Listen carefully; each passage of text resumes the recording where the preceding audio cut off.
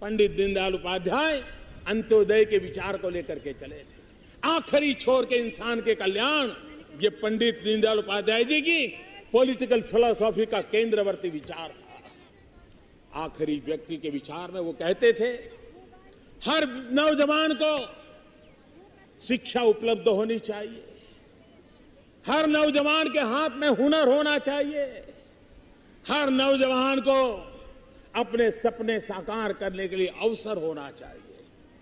पंडित दीनदयाल जी के उन सपनों को पूरा करने के लिए, देश के 100 मिलियन युवाओं के आशा आकांक्षाओं की पूर्ति के लिए हमने अनेक इनिशिएटिव लिए हैं।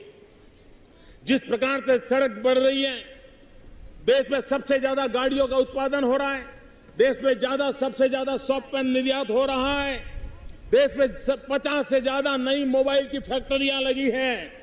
ये सारी बातें नौजवानों के लिए अवसर देती है। अगर 2 करोड़ टॉयलेट बनते हैं तो उसने किसी न किसी को रोजगार दिया है। कहीं से सीमेंट लिया है, कहीं से लोहा लिया है, कहीं से लकड़ी का काम हुआ है। काम का व्याप जितना बढ़ेगा, रोजगार की संभावनाएं बढ़ेगी। आज हमने उस दिशा में बल दिया है। उसी प्रकार से कोटि कोटि युवकों को हाथ में हुनर हो, स्किल डेवलपमेंट को मिशन के रूप में काम कर रहे हैं। हमने एक ऐसा कानून बदला, दिखने में बहुत छोटा है, model shop and establishment act. हमने राज्यों को एडवाइजरी भेजी है कि क्या कारण है कि बड़े बड़े मॉल तो 365 दिन चले, रात को 12 बजे तक चले, लेकिन गांव में एक छोटा सा दुकान चलाने वाले को शाम के बाद दुकान बंद कर दी। हर गरीब से गरीब व्यक्ति भी दुकान चलाता है, उसको 365 दिन मौका देना चाहिए।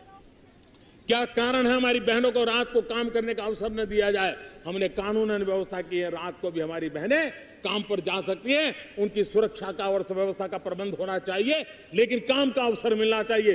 ये चीजें हैं जो रोजगार बढ़ाने वाली चीजें हैं। और भाइयों बहनों, हमारी इस दिशा में कोशिश है कि हम करने के लिए तैयार हैं।